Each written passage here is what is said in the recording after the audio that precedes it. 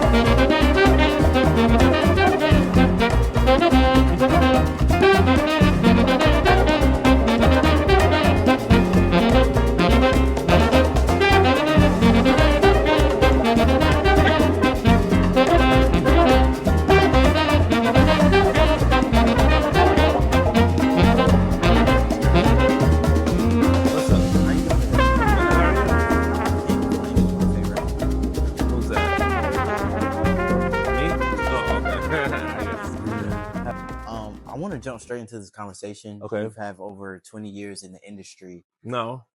Oh, over 10? No, it's been 20. Okay. Yeah. It's just a big number. 20 years sounds like expansive when you hear it from somebody else. I mean, it's like wine. Yeah. It gets better with time, you know? Yeah. So, just jumping straight in. Yeah. Can you describe your upbringing and how it shaped the way you navigate the entertainment industry today? Okay. Well, I grew up in Charlotte, North Carolina. 704. And, North Carolina is the South. So that is an automatic, sort of personality. You know, we're very polite people, very down home. Southern hospitality. It's a grounded community. So that's kind of like the core of who I am. When I take in every room, if I need to ever plug into that, it's always, I won't say attractive, but it's always something special when you have someone from the South that gets into the entertainment industry or Hollywood. Yeah. Because we always bring that sort of, I don't want to say Southern charm, but you can call it that. Yeah. But people respond to it, because it's a niceness and a politeness that just comes with the territory. So that shaped a lot of the core of who I am. But also my upbringing, there was a lot of, it's also the South still, Yeah. So there is some sort of limited scope of the world if you kind of just stay in that bubble. So sometimes my ignorance worked against me because you don't really know how the world operates if you're just kind of in that Southern bubble of niceness and politeness. Very true. Yeah. So that shaped sort of my excitement about the world because I didn't know how vast it could be or how influential it could be on my everyday life, yeah. And then, I didn't grow up with a silver spoon in my mouth. So being in survival mode growing up translates to my industry specifically because we're always, in survival, hustle, always really trying to pursue the dream with, when you grow up in survival mode, you are always on the edge. Not always on the edge. There's not a lot of things that can knock you off your game because you know how to survive the ups and downs of things. In Hollywood and the entertainment industry, all it is ups and downs. Yeah. So all that together as a formula of who I am has shaped my my passion and my goals in my career. Okay. Yeah. I kind of want to touch deeper into that. Do you recall any of your favorite struggle stories or remember something you think in what area of my life? Let's take it back when you were still on the East Coast. Okay. North Carolina or Howard, because I know you went to Howard. Struggle. What can you say is a struggle story that you remember and that you kind of laugh about now? Yeah. Well, I mean, I have one that's a combination of my of my upbringing and Howard, because my freshman year, like I told, I was really ignorant of the world. So, I went to Howard because I watched A Different World growing up. On A Different World, they don't show. You're not the only one. They don't show. They don't show people going through registration and paying for school. It's kind of like they arrive in school, they eat in the cafeteria. There's no exchange of money. It's just kind of like. So I thought that's what college was like. I thought once I got there, everything was free. I knew what financial aid was, but I always thought that if once you applied, it was free. I didn't know there were dollar signs to it. So I go to Howard, and with this like view of what college is like, and it's not like that, as you know. Like, it costs money. There's registration process. There's a whole like system in place where people can actually like get kicked out of school if you don't pay. Literally. So my freshman year at Howard, I didn't have any money. I didn't have like any sort of tools or resources or people to depend on to get through the registration process. Literally, in the freshman dorm, I had packed up my stuff, like ready to go home. Just like everyone had said no to like me staying there because I just didn't have any money. And then my mom called one of my teachers from high school and told her the story of what was happening. And she was a Delta. And so she like reached through her Delta like pipeline. And it so happened that the lady that was over registration was a Delta. Oh, wow. So she got connected to her. She found out my story and just told me to come down to her office, and she took care of me for like my first year. She was just like, that's amazing. But she told me to get my paper up. But she also was like, I'm gonna like give you a chance to do that because of this connection. So like combine like the support that you get from your hometown, people wanting to see you succeed, and also like always being in survival mode, like think of ways to like to survive in an environment that you weren't used to. So, that's interesting. Yeah, it's a good story. That is. Yeah. Might use it for one of my pilots. Yeah, but shout out to the Deltas, like kept me in college. Shout out to them. Can you remember the first moment in your life where you could envision entertainment career path, like working? Yeah, like seeing that, envisioning that as a career path, like maybe this could work for me. The first moment, I mean, I guess the first time I really wanted the career path was 1996. Ooh. Why you say ooh? Where I was born. Well, 1996. This is 20-year career, right? Yeah. But I was in high school at Garnered High. Shout out to the Wildcats. And Wake Forest had like a black recruitment weekend where the Black Student Union like brought black people to Wake Forest for a weekend to like show us around the campus, try to get us to apply for college there. So me and my group of friends, we went there because we also heard they partied a lot there. So we was really going there for the parties. And that weekend they showed a movie called Kids, which is by this director named Larry Clark. And you had to be 18 and over to see this movie. And I was 16, 17. Because it was like an NC-17 film. Like it was kind of like an explicit, like irreverent, like film. But we snuck in and like, pretend like we were students at Wake Forest, and they let us in.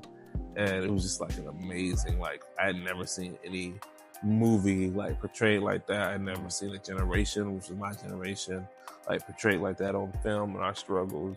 So Kids was like the first time I knew that I wanted to be a filmmaker outside of like anything else. And I wanted to be Larry Clark. I wanted to direct movies like him. I wanted my content to be edgy. I wanted everything to sort of like have that, not shock value, but like that impact on a viewer. And that's the movie and the year that I knew that I wanted to do something like that. Okay, that's very pivotal if you know the date and the movie. Yeah. Over your career, you've worn like so many hats. Yeah. From co-executive producer for Real Housewives of Salt Lake City, producer for Sweet Life, EP for March on the CW, writer and creator of the digital series Paz Raz, producer for Paris Jackson Unfiltered, and creator of Love Handles, the digital series, just to name a few. Yeah. How do you balance these roles and prioritize your focus in this fast-paced industry? I think that everything that I do comes from the core of telling a story. So even though it's like a lot of different roles, like producer, writer, director, the through line to all of that, and the thing that keeps it like that keeps the continuity of those roles is like being able to like tell a story. Okay. You know, so that is like the base of everything. That's the core of how I approach any role. It's like, what is the story? How do we get it from the page to screen?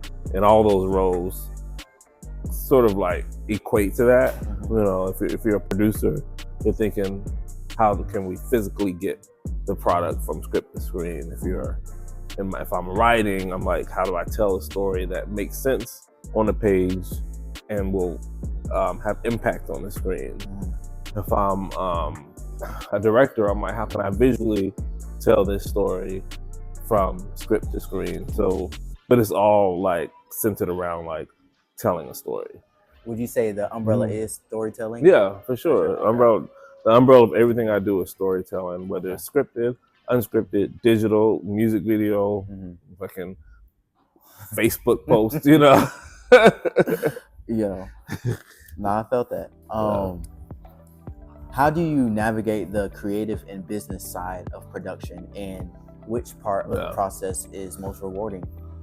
Yeah, I mean, at the end of the day, the entertainment industry is a business, so that's literally 90% of it all, and it's not something that they teach you. You know, business drives the language of the entertainment industry.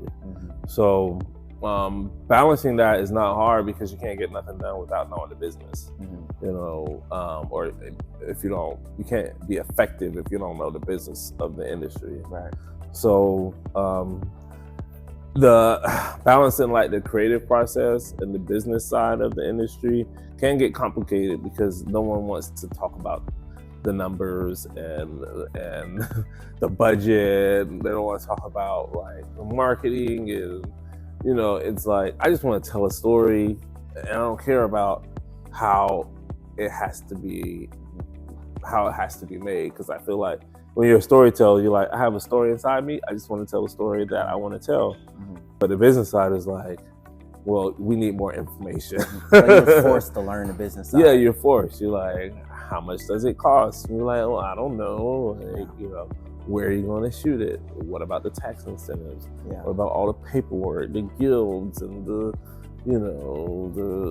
all the organizations, and the hair and makeup and wardrobe and licensing and you know, and it's like, I gotta do it. I just want to tell a story about how I was in high school, you know, and now I gotta figure out how I'm a distributor in Europe, you know. It's like, you know, but everyone is forced to learn the business, whether you have a producing partner that comes in as the expert in it, or your team is more strong in the business and you want to focus on creative.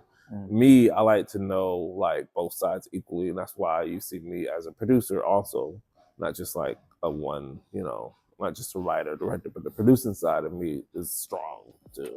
Okay. How do you maintain creativity and manage stress when you're dealing with tight deadlines? Again, like I think it takes a lot of experience to learn how to manage that, because deadlines can stress you out, and they will, you know. But you also have to, like you said, maintain like that creative vision. What I've learned in like my 20 years, and I think you have to get to this point, is if you can't make the deadline, tell somebody as soon as possible. You know, because deadlines can change. You know, because at the end of the day, people want a quality product. And if the deadline that they're giving you doesn't equal a quality product because you need more time or the elements can't come together how you need it to in that allotted time, then you have to open your mouth. You have to say, hey, I know we're planning on like dropping this thing next week, but based on what I need to deliver to you, I need 10 days instead of 7 days. How can we adjust the calendar for that? You know, how can, you know, I would say take ownership in deadlines and always be realistic with them. And don't shortchange yourself, because that's when the stress comes in, when you undersell, like when a deadline is. And when people give you one, if it's unrealistic, you gotta let them know. And that kind of helps you manage the stress, because then you're not stressed out on something that's unattainable. That's fair. Yeah. Thank you for that. I actually needed that myself. It's a hard thing to do because you feel the pressure of like, oh shit, I gotta get this done during this time. And then you're like, wait a minute, this can't happen during this time no matter how much I work, and the quality will diminish. And when you tell people that, you're like, look, I can do it during this time, but you're not gonna get what you want. Then they'll start kind of like refiguring, like, okay, well, maybe if we give them another 2 days or 10 days or another month or whatever. I'm the king of like, hey, I need an extension.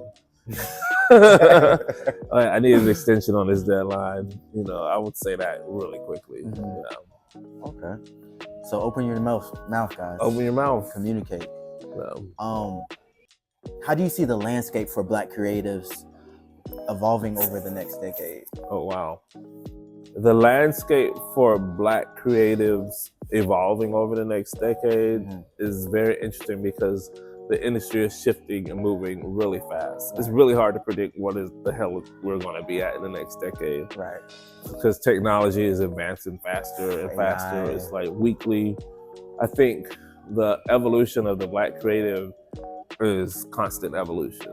You know, I think we have never actually existed in a traditional, been able to like thrive in like traditional sense of the entertainment industry in Hollywood. We've always had to think outside the box.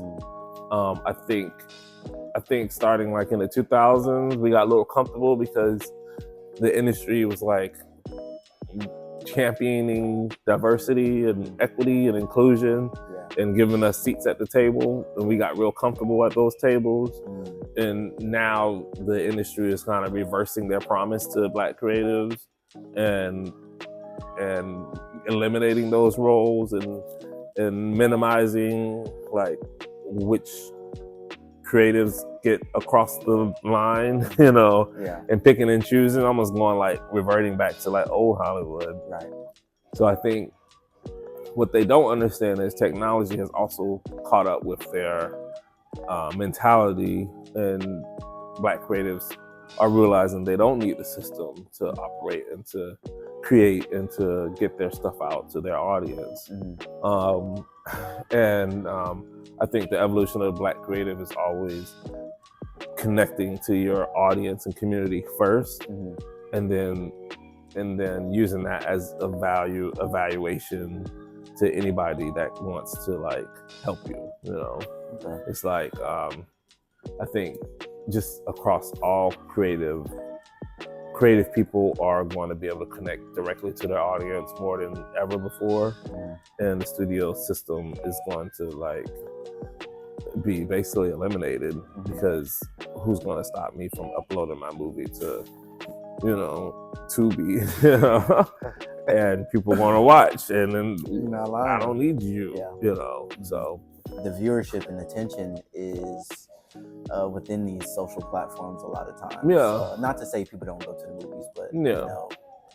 Even like with social platforms, those change and evolve. I wouldn't advise Black creatives to like put all of their creativity into a platform that could collapse and go away at any point, because then they lose all their content. Right. You know, I think it's learning to create your own platforms. It's kind of going back. Like newsletters are coming back. Before people stopped doing newsletters. Not everybody I know is, because there used to be power in your email list or your contact list. And but people stopped using that power for a while because social media was the next evolution of that. Right. But now that those platforms can affect your algorithm, they can they can determine who sees your content and who doesn't see. You don't have control over who really sees your content anymore. Yeah. But you do have control over your newsletter, email blast. You know, everybody's going to get that. Right. They can't filter who sees that. Right. That'd be crazy. Yeah, that'd be crazy if you was like, I didn't get your email because they didn't want me to see it. You know, so people are going back to like literally like traditional like marketing, where it's like direct to the consumer. I know if I blast this to your inbox, you're gonna get it. Or if I mail you this flyer, you know, or if I put this on your car, you know, then you're gonna get it. We're gonna be at word to mouth soon. Yeah, word, you know, like, you know, fucking text chains or whatever the technology is that doesn't require an algorithm for you to see it. Is going to be what people are going to use, because it's not fair if you have 10,000 people and only 100 people can see your content. That's fair. And you can't even control who sees it. That's fair. Subscription-based content. Little fun question. Oh, I like fun. I'm a fun guy. What's your dream cast in a scripted show or film? My dream cast in a scripted like show? If you could just get them on there right now. Oh, and I'm going to get all their names wrong because they all have like African or British. No, I love my American actors. My dream cast, I would love to work with Karen Pittman, who is on the morning show. She's like amazing. She's going to win the Oscar and Emmy one day. Danielle Deadwyler, I don't know how to say her name, but Danielle Deadwyler, I think her name is. Danielle Brooks, I would love to work with. Regina King, I'm already working with her, but I love her too. Nice flex. Yeah. As far as men, the good thing is there's so many like good new actors that are up and coming. Yeah. Like there's like anybody from Juilliard, you know, anybody from Howard, you know. Yeah, I don't know, like, because it depends on the genre. Depends on the genre, the cast. I write teen, I write horror, you know. Like Chloe, I like her. All the Chloes, like Chloe Sevigny, Chloe Bailey, you know. Who else? I would like to work with Tyler, the Creator. I think he'd be a great like actor in something. He can do anything. He can do anything. I just heard he's like moving into acting. Okay. He's already got cast in a film. Oh, wow. I'm interested to see like how he translates like his music persona and like his kind of like public sort of like, I don't even know what to call his persona. Yeah. I think I'm interested to see how he translates that into film and TV. You know, that's some good choices. Yeah. Do you think Black ownership in media and entrepreneurship is important? If so, why? Yeah, I think ownership is very important in Black media and entrepreneurship, but I don't think it's the only thing that creatives should focus on. I think once you start collaborating, then you ain't gonna own everything. Right. You know, once you start bringing teams of people together, especially if you don't have any equity or money, then you gotta start selling pieces of the pie in order to like get a team to like work towards a final goal. So I believe that you should have projects that you feel that you can sell, you know, that aren't your baby, but you maintain some rights to, get some back end, some equity. But then I believe that you have your projects that you own, that you can own and distribute, but that comes with its own costs. Right. So you might not be able to afford to take it across the finish line like you want. Yeah. So if you have to collaborate with more people to get it done, then you got to let go of some of that ownership. And I think that's a problem, not a problem, but that's a challenge with a lot of Black creators. Yeah. Because we're told on social media, like, I own everything. I don't take notes. I don't listen to nobody. I'm like, that's a lie. You know, it's a big lie. You know, even when you upload your movie to Tubi, you're only taking a percentage of the advertiser. They're taking, you know, you're not getting 100% of the ads. Unless you Tyler Perry. Yeah, you have even Tyler Perry, you know, gets money from the studio. He'll put up half the money and they'll put up the other half. Oh, God. but he gets a lot because he's putting up the money. He gets a bigger percentage of the back end. But if you're putting up no money, then your percentage of the back end lower end of the stick. Is the lower end of the stick because now the studio is going to take a lot of the money. So, what Tyler Perry doesn't distribute his own projects. So Netflix is distributing his movie, Amazon is distributing his movie, BET is distributing his TV shows, so he doesn't have distribution. Okay. So in order to create something and get it out there, whoever's distributing it gets a piece of the pie too. So ownership is awesome and amazing and great, and you can always like make your money back like times 100 in media, but you also have to go in knowing that you might have to sell a piece of that in order to get across the finish line. If that makes sense. No, that does. Honestly, I would say if that's the case, then you know, owning your narrative is more important. Yeah, and knowing your audience is more important because they can't buy your audience. They can't, like Tyler Perry knows his audience, so he comes in as like, I'm coming in with like 10 million people watching my shows, so that's more valuable than your $10 million. So I can take these 10 million people to you, or I can take them to him, or I can take it there, So he has more like negotiating power on the piece of the pie. That's interesting. That's a good take. Yeah. What can you say is your most significant accomplishment to you? That's a good question. My most significant accomplishment. I mean, I don't think in those terms. Like when I think like significant accomplishment, because I try to like every move you make in this industry is an accomplishment because it's set up for everyone to fail. Especially Black people, especially if you're not connected, if you're not, a Nepo baby. Like the whole system is not set up for outsiders to win. So, there's variations of like what feels like an accomplishment or significant. Like just moving to LA is a significant accomplishment. Flying across country and landing in Los Angeles and finding an apartment is significant. Getting your first job in the industry is significant. Getting your first promotion, your first credit, selling your first show, being recognized with an award or an interview is an accomplishment. So I don't like to measure them in like top to bottom or better or worse. I just think and I have to think, and as a creative, you have to think like that too, or you always think you're failing.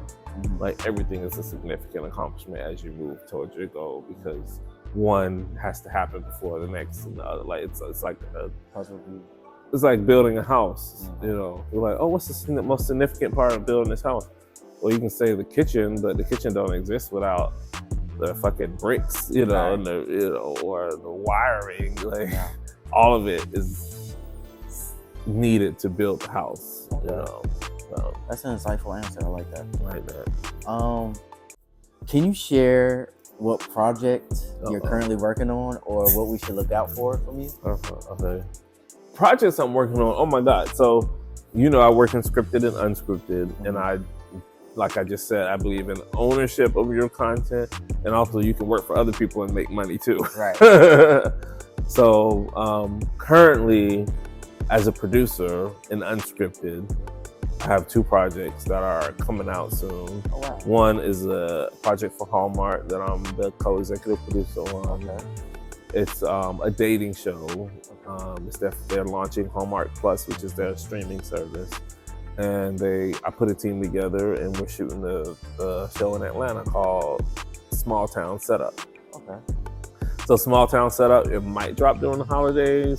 Okay. It might drop in January. Okay. We're trying to figure out the drop, and I think it's going to be a surprise drop. So I don't know if I can say anything, but you heard it first here. It's coming out. And I did a show with Higher Ground with Michelle and Barack Obama's production company called The Later Daters. And that was also in Atlanta, and it comes out the week after Thanksgiving on another date. So So I have 2 like holiday projects coming out in the unscripted space. On the scripted side, I'm writing a horror film, which is my first like horror feature. And I have a project called Love Handles with Regina King. Sorry. I have a project called Love Handles that I'm developing with Regina King and her production company. I'm working with G Unit on an animation project with Nicki Minaj as the lead and executive producer of it. It's called Lady Danger. And then I have a project that I'm developing with Issa Rae. Wow. And hooray, it's an unscripted project. So busy man.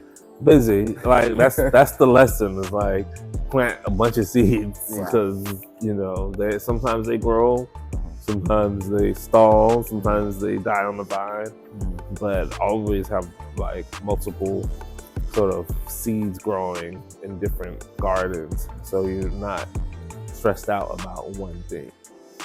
Nah, that's definitely important. Planting your seeds and watering them. Yeah. Just so you don't have all your eggs in one basket. Yeah, basically. It's very classic sort of theory. For sure. Can you give some pitching advice? Pitching? Okay. Yeah, pitching advice. So what are some red flags when you're giving a pitch or when you're listening to a pitch? Okay. My advice to pitching is practice. Like practice. Like get your pitch down. I always script all my pitches, like word for word. And then I just do that over and over. I just practice it over and over. And then I add personality in it. And the thing about a pitch is the listener is looking for certain information. And you could easily go into a pitch and be all over the place and think you killed it. And they have no idea what the fuck you're talking about. So you have to write it. You have to write it out and like say, this is what I want to communicate before this 15 minutes is up. Because you got about 10 to 15 minutes to pitch something, and you have to hit the beats that the buyer wants to hear so they understand what your story is. So that's the most important thing. How are you communicating your story? The second most important thing, and it might go against what I just said, is don't be so rehearsed and have personality, because they're also buying into you and your vision, Another piece of advice for a pitch is like be very sure of your story. Do not leave questions open or unanswered or leave it up to the buyer to guess what you're trying to say. Like just be very clear, because they don't want to hear in a pitch, this is how I want my story, or it could go this way, or maybe it could go like, you have to be very clear what the vision is, because if you start giving like other options and directions and multiple scenarios of what you think the show or idea is, all that is telling someone you don't know your story and you're not ready to sell it, So just be confident in the story you want to tell and tell that very clearly in a pitch. And also, don't talk longer than 10, 15 minutes, like make it concise. The most important thing about a pitch is clearly communicating your story and idea and allowing them to ask questions. Most times they only schedule like 30 minutes for a pitch. So if you're talking for 20 and only have 10 minutes for feedback and questions, you're not getting the engagement with the buyer. So 10 to 15 minutes, and then say, hey, do you have any questions? And if they have questions, that's awesome. It means they're interested. If they don't have questions, they don't really want to buy your shit. That's the indicator. If they're like, okay, well, no, we don't have any questions. Thanks for your time. Click, And creatively, my advice for a pitch is to know if it's a TV, film, whatever, know your characters. The plot is themes and characters are more important than plot. Most buyers now with scripted content want to know like, what themes are you trying to portray in this show, and how are the characters going to express the themes that you want, and what is their journey? Because the plot or the the scene by scene. Some people like pitch, oh, we start off here and we go here, and then our character. They're like, well, I don't even know who this character is. So I don't care if they're catching the bus to school and are joining the football team or it's chill. Like, I don't even care about the character. So whatever they do, I'm not invested in. Yeah. So you invest them in the character and the themes. So when you say, this character is this is the theme of my show, and then they walk into the first day of school at this private school in Beverly Hills, you already know what the conflict is going to be because you know the character and you know the themes you want to portray. That's fair. I appreciate that. Yeah. Last question. Yeah. Where do you see yourself 5-10 years from now in your career? Where am I in my career?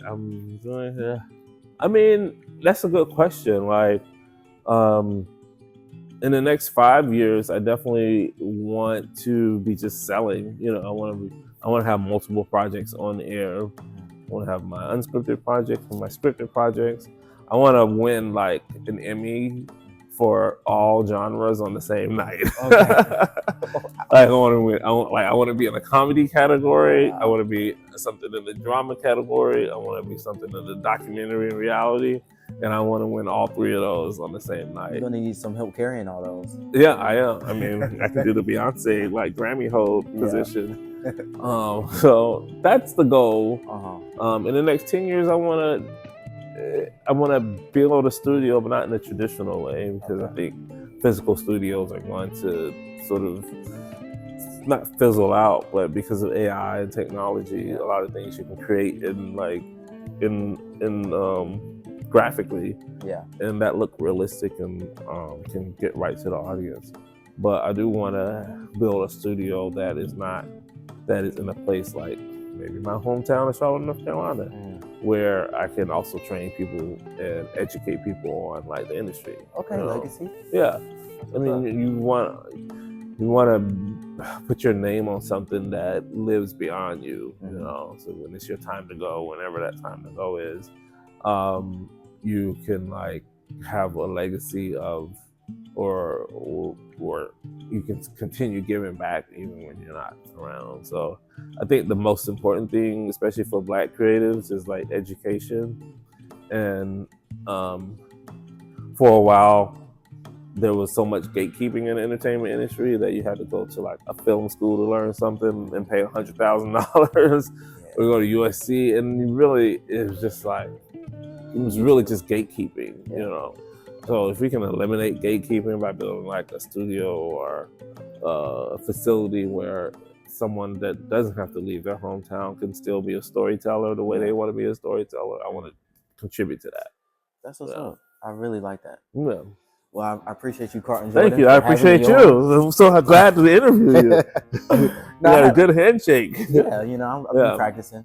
But I really enjoyed you. You had very insightful, candid answers. And I know the listeners are going to learn a plethora of things from you. So I appreciate your time, Carlton. Well, you're welcome. Thank you, Tyler. For sure. So what are we going to eat after this? Do you like McDonald's? Hey, look, you got a... survival mode. Hey, I mean, the filet of fish is great at this time of day. I'm ready to get that if you are. Yeah, You paying? Yeah, I got you. Thank you. You're welcome.